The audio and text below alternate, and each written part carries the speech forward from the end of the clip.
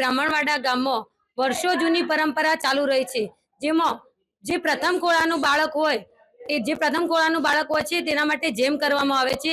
જેમના આગલા દિવસે જે 45-50 કિલો જેને જે જરૂરિયાત અનુસાર સુખડી બનાવવામાં આવે છે અને જે સુખડી ઘરે ઘરે 250 ગ્રામ વિતરણ કરવામાં આવે છે।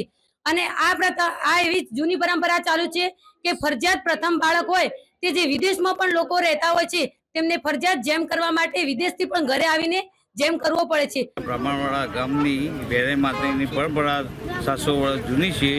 જૂનો ઇતિહાસ છે। આહિર વખતની આ માતાજી દેવી જેના હાથ બાંધીને અહીંથી ઘોઘામારની જે બોલાવીને હાથમાં ત્રિશુળ નારિયેળ માતાજી લોટ ₹1.25 ટકો મિલી નારિયેળ મિલી હાથ બાંધીને અહીંથી પગપાળા દોડાવવામાં આવે છે। 1.5 કિલોમીટરનું અંતરે માતાજીનું મંદિર આવેલું છે। અહીંથી આ વર્ષો જૂની પરંપરા મેં સાચવી રાખેલ છે।